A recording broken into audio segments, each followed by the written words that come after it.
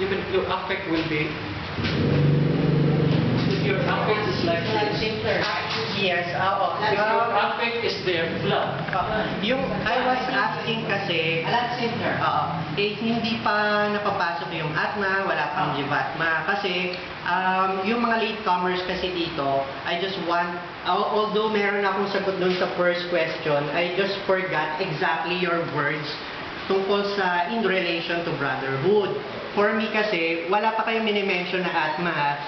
Doon lang siya pumunta after the brotherhood. Pero eto, this is an answer to the brotherhood, whatever words you use, no? Yes.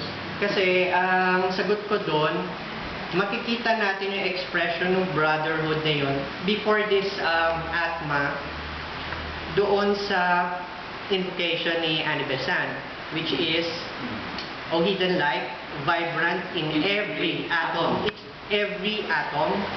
O hidden light, shining in every creature. Again, the word every.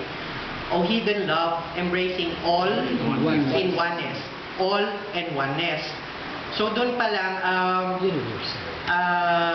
yun yung gusto kong sagutin doon sa first question mo without yet talking about the Atma. And I hope that you are also open to objective criticism, not me as Alvin talking to you as John, but rather as a listener listening to a teacher. Kasi I'm apolitical. Hindi ako yung, I'm not exclusively yellow, I'm not exclusively red.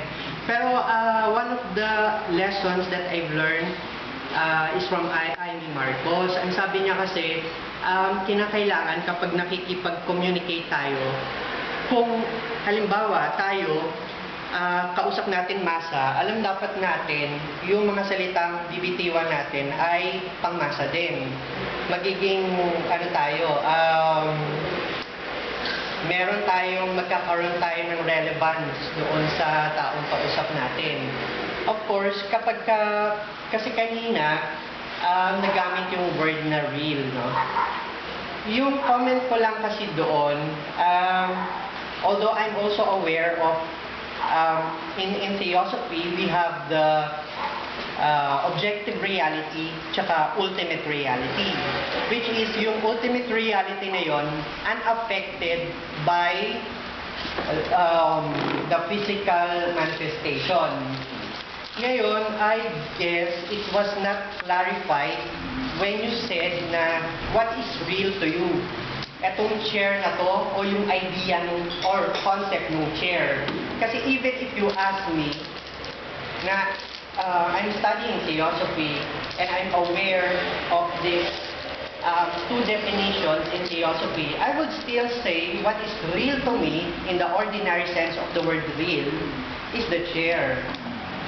Ngayon, kung ang tanong mo sa akin, in theosophic parlance, what is real to you?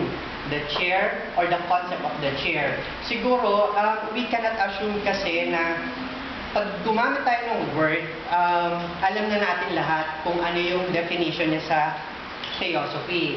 Kaya importante yung etymology. Isusulat natin siguro, if I may suggest, kung ano yung meaning or yung root word para magkaroon tayo ng clarification. Kasi katulad nun, hindi natin na-clarify yung terms na real. Of course, iba-iba naman yung phase natin, iba-iba yung extent ng knowledge natin pagdating dito. So, nagkakaroon tuloy siya ng when something is not clarified, nagkakaroon siya ng misunderstanding.